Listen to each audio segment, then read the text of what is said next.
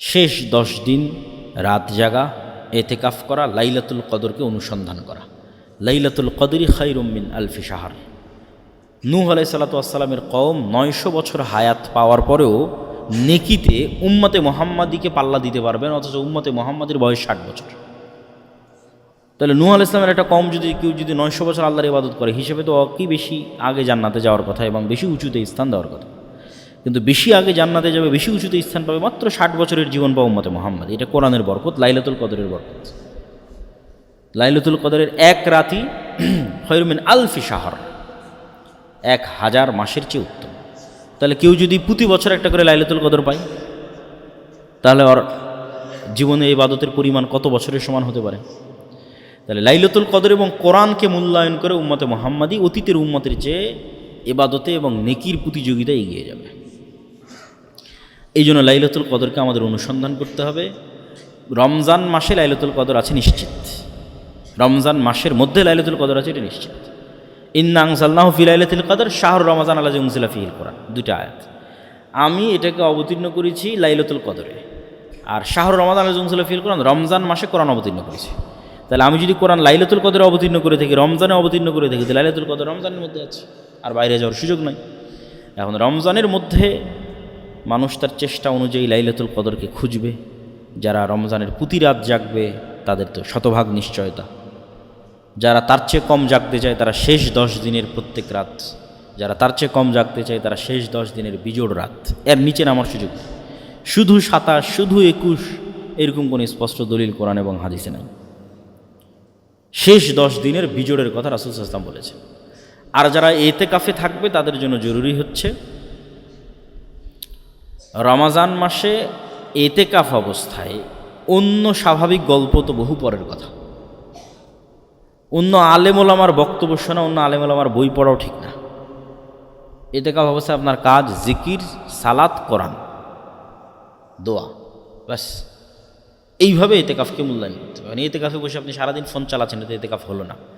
ইতিকাফ মানে socially disconnected হওয়া। তো আগের যুগে আমরা ফিজিক্যালি, যেহেতু আমাদের সমাজ ব্যবস্থা ছিল, তাই ফিজিক্যালি গিয়ে আমরা ডিসকানেক্ট হতাম মসজিদের কোনায়। এখনকার আমার সমাজ ব্যবস্থা হচ্ছে ডিজিটাল সমাজ ব্যবস্থা। তাহলে আমি যখন ফেসবুকে চালাচ্ছি, আমি কিন্তু চায়ের আড্ডার স্থলেই আছি। মানে আগের যুগের বাইরের চায়ের স্টল এখনকার ফেসবুক। তাহলে আমি ইতিকাফে বসে ফেসবুক চালাচ্ছি, মানে আমি যেন মসজিদ থেকে বের হয়ে ইতিকাফ ভেঙে চায়ের স্টলে যে আড্ডা দিচ্ছি, ফেসবুকে কমেন্ট করতেছি, রিপ্লাই দিচ্ছি, ইউটিউব ভিডিও দেখতেছি। তাহলে এখনকার যুগে ইতিকাফ মানে আগে মোবাইল থেকে ডিসকানেক্ট হতে হবে, ডিজিটালি আগে ডিসকানেক্টেড হতে হবে। ডিজিটাল যে সমাজ ব্যবস্থা আগে ওটার থেকে বিচ্ছিন্ন, তারপরে সশরীরে বিচ্ছিন্ন। ডিজিটালি এটা সাথে গেল এবং এটার মাধ্যমে সমাজ ব্যবস্থার সাথে কানেক্ট থাকলাম, এই ইতিকাফ, প্রকৃত ইতিকাফ। এই জন্য যারা ইতিকাফে বসবেন তারা এই বিষয়গুলো খেয়াল রাখার চেষ্টা করবেন। আল্লাহ সুবহানাহু ওয়া তাআলা আমাদের রমজানকে মূল্যায়ন করার তৌফিক দান করুক, আল্লাহুম্মা আমিন। দাজ্জালের ফিতনা থেকে বেঁচে থাকার তৌফিক দান করুক, আল্লাহুম্মা আমিন। জীবিত করার পর ওকে বলবে যে এই তোমাকে হত্যা করেছিলাম, তোকে জীবিত করলাম, এখনও তুমি আমার প্রতি ঈমান আনতেছো না, আমাকে রব্বুল আলামিন হিসেবে বিশ্বাস করতেছো না। তখন এই মুজাহিদ বলবে যে আমার আগের চেয়ে ইয়াকিন বেশি হয়ে গেছে যে তুমি সেই দাজ্জাল, আগের চেয়ে আমার ঈমান আরও মজবুত হয়ে গেছে। তখন দাজ্জাল আরও ক্ষিপ্ত হবে এবং তাকে আবারও হত্যা করতে চাইবে, কিন্তু তাকে হত্যা করতে পারবে না। যাই হোক, এইভাবে দাজ্জালের যে সংক্ষিপ্ত ঘটনা, এই ঘটনা শেষ হওয়ার পর কী হবে? দাজ্জালকে ঈসা আলাইহিস সালাতু ওয়াস সালাম হত্যা করবেন। ঈসা আলাইহিস সালাম যখন দামেস্কের মসজিদে নামবেন, নামার পরে তিনি দাজ্জালকে খুঁজতে থাকবেন। ইমাম মাহদী এবং তার সৈন্যবাহিনী এবং মুজাহিদদেরকে নিয়ে খুঁজতে খুঁজতে তিনি জেরুজালেমের লুদ নামক দরজায় দাজ্জালকে পাবেন এবং দাজ্জাল তাকে দেখে গলতে থাকবে, কিন্তু গলা শেষ হওয়ার পূর্বেই ঈসা আলাইহিস সালাতু ওয়াস সালাম দাজ্জালকে হত্যা করবেন এবং সেই রক্ত মানুষকে দেখাবে। দাজ্জালকে হত্যা যখন করা হয়ে গেছে, তখন আল্লাহ সুবহানাহু ওয়া তাআলা ঈসা আলাইহিস সালামকে বলবে যে ঈসা ইবনে মারিয়াম, আমার একদল সৃষ্টিজীব আছে যাদের সাথে কেউ যুদ্ধ করে পারবে না, অতএব মুমিনদের নিয়ে, মুজাহিদদের নিয়ে তুর পাহাড়ে আশ্রয় নাও। তো মুমিন মুজাহিদদের নিয়ে ঈসা আলাইহিস সালাতু ওয়াস সালাম তুর পাহাড়ে আশ্রয় নেবে। আর আল্লাহর সেই সৃষ্টিজীব কারা? তারা হচ্ছে ইয়াজুজ আর মাজুজ। তখন ইয়াজুজ এবং মাজুজ পৃথিবীতে বের হবে এবং পৃথিবীর সকল সমুদ্র, সকল নদীনালা, খাল বিল, পুকুর, ফসল ফল ফলাদি সব খেয়ে শেষ করে দেবে, কিচ্ছু বাকি রাখবে না। এবং এই ইয়াজুজ এবং মাজুজের এই ভয়ঙ্কর যে পরীক্ষা, আসলে মুসলমানদের শক্তি যে দুনিয়াবী শক্তি নয়, এটা এই জায়গাতেও প্রমাণ হয় যে একজন নবী তিনি তুর পাহাড়ে আশ্রয় নিয়ে আছে।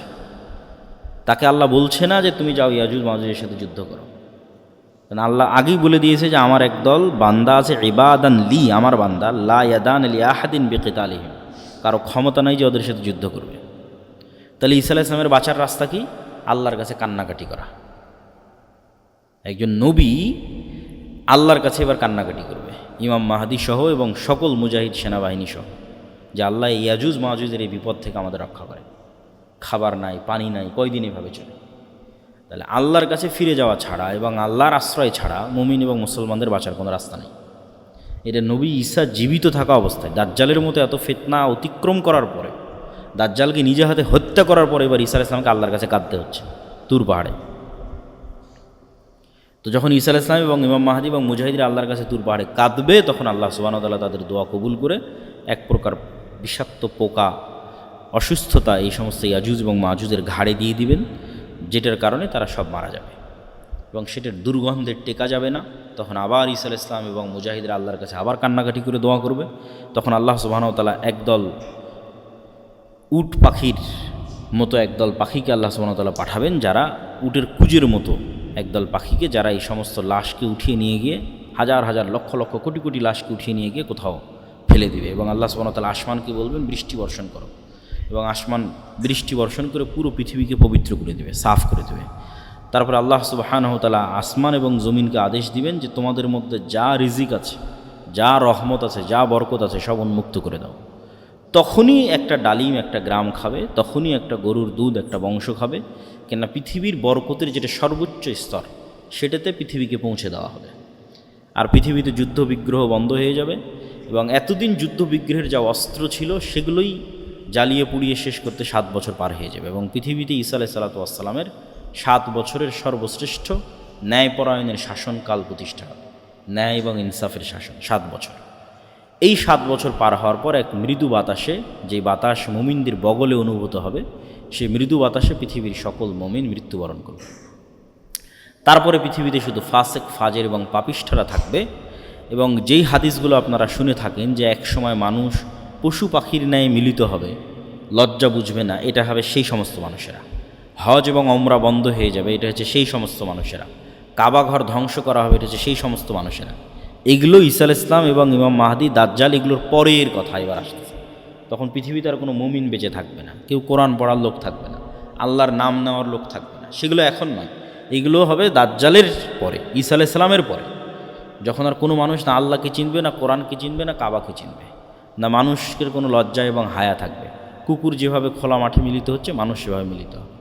এই সমস্ত পাপিষ্ঠ, পাপাচারী, নিকৃষ্ট মানুষের উপর আল্লাহ সুবহানাহু ওয়া তাআলা কিয়ামত কায়েম করবে। তো এই হলো আজকে আমাদের সংক্ষিপ্ত আলোচনা, যে কিয়ামতের পূর্ব মুহূর্তে এই রকমের কিছু ভয়ঙ্কর এবং ভয়াবহ যুদ্ধ হবে। সেই যুদ্ধটা কখন, কোথায়, কিভাবে, কোন যুদ্ধ, সেটা নির্দিষ্ট করে বলা কঠিন, কিন্তু এই রকমের ভয়াবহ ভয়ঙ্কর যুদ্ধ হবে, যেটা রাসূল সাল্লাল্লাহু আলাইহি ওয়াসাল্লাম বলছেন। এবং অন্তত একটা জিনিস ক্লিয়ার, যে শাম এবং সিরিয়ার মানুষেরা ঈমানের উপর থাকবে, মদিনার মানুষেরা ঈমানের উপর থাকবে। একটা জিনিস পরিষ্কার, মদিনা থেকে মুজাহিদ বের হবে, শাম এবং সিরিয়া থেকে মুজাহিদ বের হবে, এবং তারাই মূলত ইমাম মাহদী এবং ঈসা আলাইহিস সালাতু ওয়াস সালামের সঙ্গী হবে। এবং আরও একটা জিনিস পরিষ্কার, যে মুসলমানেরা কনস্টান্টিনোপল, ইস্তাম্বুল, তুরস্ক বিজয় করবে। যদিও মানুষের ইচ্ছা এবং কামনা হওয়া উচিত নয় যে সে এইটার অংশ হবে। কেন উচিত নয়? সকল নবী সকল উম্মতকে শিখিয়ে দিয়ে গেছে, তোমরা মাসিহাদ দাজ্জালের ফিতনা থেকে আল্লাহর কাছে পরিত্রাণ চাও। কেন ওই ফিতনায় পরীক্ষায় পাশ করার মতো ঈমান আমার এবং আপনার আছে কিনা এটা আমরা জানি না। ফলত ওই পৃথিবীতে ওই ফিতনা প্রকাশ হওয়ার আগেই যদি আমরা পৃথিবী থেকে বিদায় নিই, এটা আমাদের জন্য কল্যাণ। কেন আমাদের টার্গেট তো জান্নাতে যাওয়া। তো এই জন্য কখন কোথায় ইমাম মাহদী বের হলো, আর কখন কোথায় ঈসা আলাইহিস সালাম অবতীর্ণ হবে, এইটার পিছনে না পড়ে আমি আমার ঈমান নিয়ে কত দ্রুত পৃথিবী থেকে বিদায় নিতে পারি, আর আল্লাহ আমাকে ওই ফিতনা থেকে কত আগে পৃথিবী থেকে নিয়ে যায়, এটা মানুষের কামনা হওয়া উচিত। যে দাজ্জালের ফিতনা বের হওয়ার আগে যেন আল্লাহ আমাদের পৃথিবী থেকে যাওয়ার ব্যবস্থা করে দেয়, কেননা সেটা এক ভয়ঙ্কর এবং ভয়ানক ফিতনা হবে, যেখানে মানুষ তার ঈমান হারিয়ে ফেলবে। এবং 3টে ধর্মের মানুষ এ বিষয়ে একমত যে কিয়ামতের পূর্ব মুহূর্তে একজন মাসিহ বের হবে যে তাদের উদ্ধার করবে। ইহুদিরা অপেক্ষায় আছে একজন মাসিহ বের হবে যে তাদের উদ্ধার করবে। খ্রিস্টানরা অপেক্ষায় আছে একজন মাসিহ বের হবে যে তাদের উদ্ধার করবে, আর মুসলমানদের হাদিসে তো কোরআনে তো বলাই আছে যে একজন মাসিহ বের হবে যে মুসলমানদের উদ্ধার করবে। সেই মাসিহকে, মাসিহ মানে উদ্ধারকারী, সেই মাসিহ মাসিহাত দাজ্জাল, সেই মাসিহ ঈসা মাসিহ। ঈসার নামেও মাসিহ আছে, দাজ্জালের নামেও মাসিহ আছে। মাসিহ মানে উদ্ধারকারী। মাসিহাত দাজ্জাল না ঈসা মাসিহ? তো মূলত ইহুদিদের মাসিহ হবে দাজ্জাল। ইহুদিরা যেই মাসিহের অপেক্ষায় আছে তাদের উদ্ধার করবে, এই মাসিহ হবে দাজ্জাল। কেননা দাজ্জালের হাতে তখন পৃথিবীর সকল পাওয়ার ক্ষমতা থাকবে। মুসলমানদের হবে নিরীহ, খাবার নাই, আসমানের বৃষ্টি বন্ধ হয়ে যাবে, জমিনের উৎপাদন বন্ধ হয়ে যাবে, দুর্ভিক্ষ দেখা দিবে। তাহলে এই দলে তো আর কেউ অত সহজে যাবে না। মানুষ তো সবসময় ক্ষমতার পিছনে ছোটে, যার কাছে টাকা পয়সা, যার কাছে ধন দৌলত, ছেলের পিছনে ছোটে। তাহলে ইহুদিদের মাসিহ কে হবে? দাজ্জাল। আর খ্রিস্টান এবং মুসলমানদের মাসিহ ঈসা আলাইহিস সালাম হবে, কেন অধিকাংশ খ্রিস্টান মুসলমান হবে ঈসা আলাইহিস সালাম আসার পরে। এবং ঈসা আলাইহিস সালাম স্পষ্ট করে দিবেন, তিনি নিজে হাতে ক্রুশ ভেঙে দিবেন, তিনি নিজে হাতে খিনজির শুকুরের গোস্তকে হারাম করবেন। তথা খ্রিস্টানরা আজ পর্যন্ত যে ভ্রান্তির উপর আছে, এই ভ্রান্তি ঈসা আলাইহিস সালাম নিজে খণ্ডন করবেন, যে তোমাদের ভ্রান্তিগুলো ভ্রান্তি।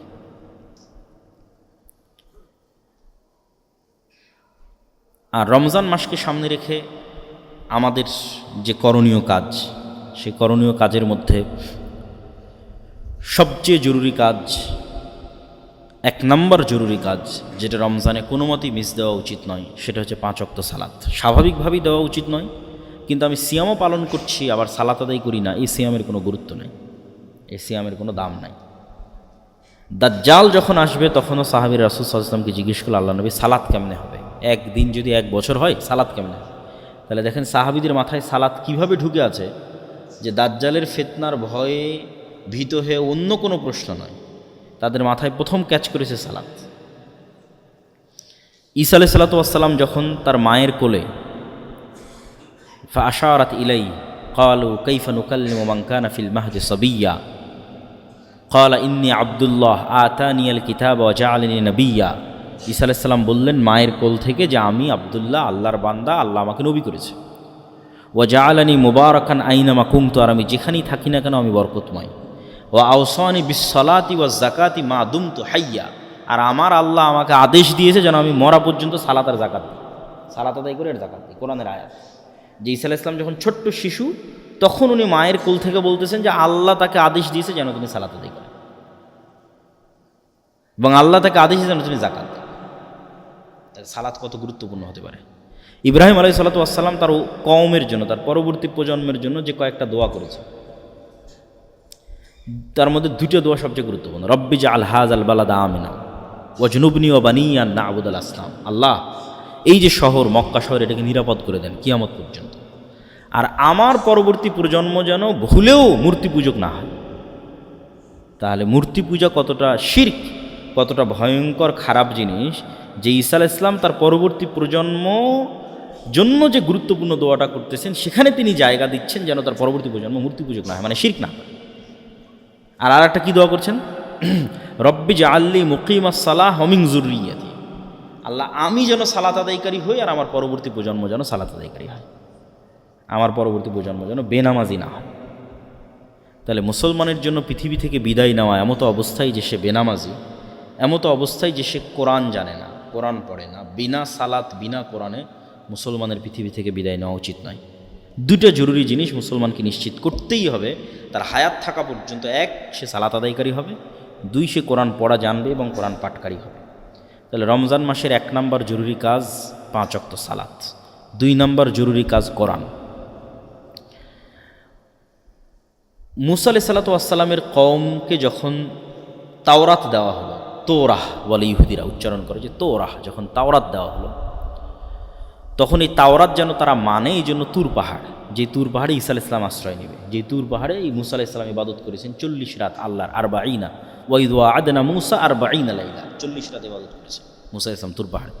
এই তুর পাহাড়কে আল্লাহ ইহুদিদের মাথার উপর তুলে ধরেছে, তুলে ধরে বলছে হয় তাওরাত মানার ওয়াদা কর, না হলে পাহাড় ছেড়ে দিয়ে এখনই হত্যা করে দিলাম, এখনই ধ্বংস করে দিলাম। তখন বানু ইসরাঈল বলছে ঠিক আছে, আমরা তাওরাত এবং তাওরাতে যা আছে এটা মানব। তো প্রত্যেক উম্মতের উপর যে গজব এসেছে, সে গজব আসার কারণ হচ্ছে ওই উম্মতের উপর পাঠানো কিতাবকে না মানা। তাওরাত যদি না মানে তো পাহাড় ছেড়ে দিয়ে আল্লাহ ধ্বংস করে দেবে। তাহলে উম্মতে মুহাম্মাদির উপর গজব আসবে যদি তারা কোরআনকে অবহেলা করে। আর উম্মতে মুহাম্মাদের উপর গজব নূহ আলাইহিস সালামের কওমের মতো বন্যার আকারে হবে না, লূত আলাইহিস সালামের কওমের মতো শহর উল্টিয়ে দেওয়া হবে না, আদ সামুদের মতো বিকট আওয়াজ বা ঝড়ো বাতাসে পরিপূর্ণ ধ্বংস হবে না। তাহলে উম্মতে মুহাম্মাদের উপর গজব কি? উম্মতে মুহাম্মাদি যদি কোরআন অবহেলা করে, বা আমি গজবে আছি কি না এজ এ উম্মতে মুহাম্মাদি, সেটা আমি বুঝবো কীভাবে? সেটা হচ্ছে আমাদের উপর ভিন্ন জাতিকে আল্লাহ চাপিয়ে দেবে। আরাকানের রোহিঙ্গা, আর চায়নার উইঘুর, আর ফিলিস্তিন, আর বাংলাদেশ, আর যেখানে ভিন্ন জাতিকে তাদের উপর চাপিয়ে দেবে, এটা গজব। এটা হলো উম্মতে মুহাম্মাদির গজবের ধরন। উম্মতে মুহাম্মাদির গজব বন্যা নয়, ভূমিকম্প নয়, শহর উল্টিয়ে দেওয়া নয়, আকাশ থেকে অগ্নিবৃষ্টি নয়, বিকট আওয়াজ নয়। উম্মতে মুহাম্মাদির গজব হচ্ছে ইহুদি, খ্রিস্টান, হিন্দুরা এদেরকে কুচু কাটা। যখন দেখবেন করতেছে তখন বুঝবেন গজব। যেমন হালাকু খা, চেঙ্গিস খা যখন বাগদাদে গিয়ে লক্ষ লক্ষ মানুষকে জবাই করেছে বাগদাদে, বুঝতে হবে এটা গজব। কেন এই গজব আসতেছে? কোরআনকে অবমূল্যায়ন করার কারণে। ইন্নাল্লাহ ইয়ারফাউ বিহাযাল কিতাবি আকওয়ামান ওয়া ইয়াদউ বিহি আখারিন। কোরআন এবং এই উম্মতের শক্তি সামর্থ্য দাড়িপাল্লায় সমান সমান। আমার এবং আপনার বাড়িতে, আমার এবং আপনার সমাজে কোরআনের মূল্য যেই মানে থাকবে, পৃথিবীতে এই উম্মতের ক্ষমতা, দাপট, শক্তি সেই লেভেলে থাকবে। কোরআন আমাদের বাড়িতে, আমাদের ঘরে যেই নিম্ন লেভেলে থাকবে, পৃথিবীতে উম্মতে মুহাম্মাদের অবস্থা সেই নিম্ন লেভেলে থাকবে। এটা রাসূল সাল্লাল্লাহু আলাইহি ওয়াসাল্লামের হাদিসের আমি অনুবাদ করতেছি যে তাহলে আমার এবং আপনার পৃথিবীর উন্নতি নির্ভর করতেছে কোরআন পড়া, মানা, বুঝা এবং শিখার উপর। পৃথিবীতে যদি উম্মতে মুহাম্মাদি চায় যে তারা শক্তিশালী, সামর্থ্যবান, পাওয়ারফুল হবে, তাহলে ফিরে আসতে হবে কোরআনের কাছে। এই রমজান মাস হচ্ছে কোরআনের মাস। শাহরু রমাদান আল্লাযী উনজিলা ফীহিল কোরআন। এবং ওই যে দাজ্জালের ফিতনা থেকে বাঁচার রাস্তাও কিন্তু কোরআন। সূরা কাহফের প্রথম 10 আয়াত এবং সূরা কাহফ দাজ্জালের ফিতনা থেকে মুক্তির রাস্তা। তো ওই সূরা কাহফ তো কোরআনেরই অংশ। কোরআন যাদের অন্তরে প্রথিত হয়ে আছে এরা ফিতনায় পতিত হবে না, মানে কোরআনের বুঝ এবং কোরআনের জ্ঞান যাদের ভিতরে আছে। এই জন্য রমজানকে কেন্দ্র করে মসজিদ, মাদ্রাসা, মক্তব, আমরা দাওয়া ইলাল্লাহর মাধ্যমে 7 শতাধিক মক্তব পরিচালিত করতেছি, যেটার একটা প্রতিযোগিতা আপনারা হয়তো এনটিভির পর্দায় অথবা আমাদের ফেসবুকে দেখতে পাচ্ছেন। এনটিভির পর্দায় প্রতিদিন বিকেল 3টায় প্রচারিত হয়। এটা শুধু মক্তবের বাচ্চারা, না মাদ্রাসার, না ইংলিশ মিডিয়াম স্কুলের, না কোথাও, একদম গ্রামে গঞ্জে প্রত্যন্ত অঞ্চলে মসজিদে যে মক্তব হয় সেখানে। তাহলে দ্বিতীয় জরুরি কাজ কোরআন। 1 নম্বর জরুরি কাজ সালাত, দ্বিতীয় জরুরি কাজ কোরআন, তৃতীয় জরুরি কাজ রমজান মাসের ফজিলত যদি আমরা পেতে চাই, যে অতীতের সকল গুনাহ ক্ষমা হয়ে যাওয়া, তাহলে গুনাহ মুক্ত রমজান হতে হবে, গুনাহ মুক্ত সিয়াম হতে হবে, না হলে এই ফজিলত পাওয়া যাবে না। ফজিলত এক জিনিস, ফারজিয়াত আদায় হওয়া এক জিনিস। ফারজিয়াত আদায় হওয়া আর ফজিলত দুইটা সম্পূর্ণ ভিন্ন জিনিস। তুমি যদি নিয়মিত ক্লাসে 40%, সর্বনিম্ন 40% যদি ক্লাসে উপস্থিতি থাকে, তাহলে তোমার ছাত্রত্ব টিকবে। আর যদি ক্লাসে উপস্থিতি 100% থাকে, তাহলে তোমাকে এই পুরস্কার দেওয়া হবে। ছাত্রত্ব টিকা আর পুরস্কার পাওয়া অনেক পার্থক্য আছে। তো আমি ঠিক আছে না খেয়ে থাকলাম, লজ্জাস্থান হেফাজতে, পেটের সিয়াম আর লজ্জাস্থানের সিয়াম। এই সিয়ামের কারণে কি হবে? সিয়াম না থাকার গুনাহ থেকে আমি বেঁচে যাব, ফারজিয়াত আদায় হয়ে যাবে। কিন্তু ফজিলত পূরণ করার জন্য আমাকে একটা শর্ত পূরণ করতে হবে, সেটা হচ্ছে গুনাহ মুক্ত রমজান লাগবে, গুনাহ মুক্ত সিয়াম লাগবে। জিহ্বারও সিয়াম লাগবে, চোখেরও সিয়াম লাগবে, কানেরও সিয়াম লাগবে, হাতেরও সিয়াম লাগবে, পায়েরও সিয়াম লাগবে।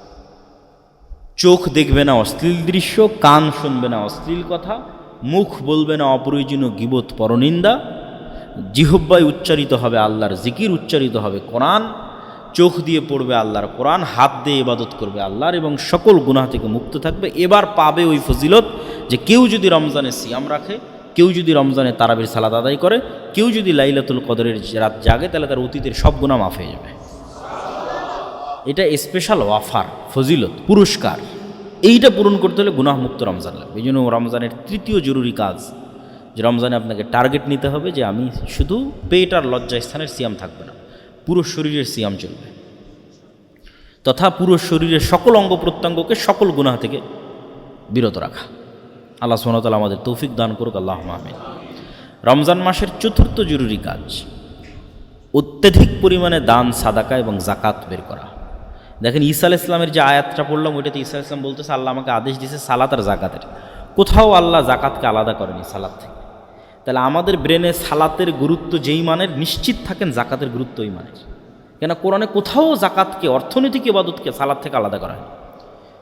শুরুতেই বলছে ওয়ায়ুকিমুনাস সালাহ ওয়া মিম্মা রাযাকনাহুম ইউনফিকুন, একদম প্রথম সূরা বাকারা, যে তারা সালাত আদায় করে এবং আল্লাহর রাস্তায় দান করে। আল্লাহ সুবহানাহু ওয়া তাআলা জান্নাত বিক্রি করে দিবেন যারা শহীদ হবে জীবন দিয়ে, আর যারা টাকা দিয়ে জান্নাত কিনে নেবে। তো এই জন্য জাকাত পুঙ্খানুপুঙ্খ হিসাব করে বের করতে হবে। 7.5 ভরি স্বর্ণ, 52 তলা রৌপ্য, রৌপ্য হিসেবে জাকাত বের করলে গরিব মিসকিনের হক বেশি আদায় হয়। এখন স্বর্ণের যে দাম 22, 23, 25 লাখ টাকার মালিক না হলে তো জাকাতই ফরজ হবে না। এই জন্য রৌপ্যের আলোকে জাকাত বের করা ভালো। 1 লাখ টাকা সমপরিমাণ সম্পদ, 80,000 থেকে 1 লাখ, এটাই নেশাব হওয়ার জন্য যথেষ্ট।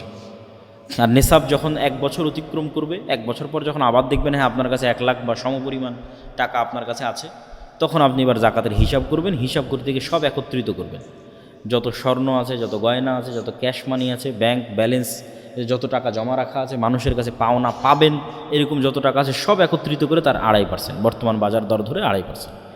আর ব্যবসায়ী হলে আপনার বিক্রিযোগ্য পণ্য কতখানি আছে, কাঁচামাল কতখানি আছে, যেমন সুতা কতখানি এখন স্টকে আছে, আর কাপড় তৈরি করেছেন এখন বাজারে বিক্রি হবে সেটা কতখানি আছে। ফিক্সড অ্যাসেট হিসাবের মধ্যে আসবে না। ব্যবসায়িক কাজের জন্য যে সমস্ত গাড়ি ঘোড়া বাড়ি এগুলো চলতেছে, বাড়ি ভাড়া নেওয়া আছে, মেশিনারিজ চলতেছে, এগুলোর জাকাত লাগবে না। ঠিক আপনি যে গাড়ি ব্যবহার করছেন, বাড়িতে আছেন, এগুলোর জাকাত লাগবে না। প্রত্যেক যেখান থেকে ইনকাম হয় ওটার জাকাত লাগে। জমিতে যখন ফসল হয় তখন ওষুধ দিতে হয়, ফসল নাই, জমির কোনো ট্যাক্স নাই, ইনকাম হলেই জাকাত। তো জাকাত খুব জরুরি এবং খুব গুরুত্বপূর্ণ। জাকাত যদি না দেওয়া হয় তাহলে জাকাত অনাদায়ী সম্পদের ধরন হিসেবে শাস্তি হবে। জাকাত অনাদায়ী সম্পদ যদি স্বর্ণরৌপ্য হয়, জাহান্নামের আগুনে ছ্যাঁক দিয়ে পিঠে ছ্যাঁক দেওয়া হবে, আর বলা হবে দেখো তো এটা কত মজাদার, কত সুস্বাদু, বিরিয়ানি যেমন স্বাদ এটা ওরকম স্বাদ না। আল্লাহ ওই শব্দ ব্যবহার করছে যে বলো তো স্বাদ কেমন লাগতেছে, আনন্দ কেমন লাগতেছে। আল্লাহ কীরকম মজাক করতেছে, ঠাট্টা করতেছে জাকাত অনাদায়কারী ব্যক্তির সাথে। দেখেন যে আমরা খাবারের জন্য যেই স্বাদ শব্দটা ব্যবহার করি ওইটা তার জন্য ব্যবহার করা হবে। আর যদি জাকাত অনাদায়কারী সম্পদ হয় এমনি টাকা পয়সা ধন দৌলত, তাহলে ওইটা হবে সাপের আকৃতিতে, ছবল দিবে আর বলবে আমি তোমার সেই সম্পদ, সঞ্চিত সম্পদ যার জাকাত দাওনি, এখন স্বাদ কেমন একটু দেখো, সুস্বাদু কত আমার এই ছবল। আর যদি জাকাত অনাদায়কারী সম্পদ হয় গরু ছাগল, তাহলে এগুলোকে শিং দেওয়া হবে, খুর দেওয়া হবে, এরা ওই ব্যক্তিকে তার পায়ের আঘাতে এবং মাথার আঘাতে আহত করতে থাকবো আর বলতে থাকবো আমি তোমার সেই সম্পদ আর জাকাত হয়নি।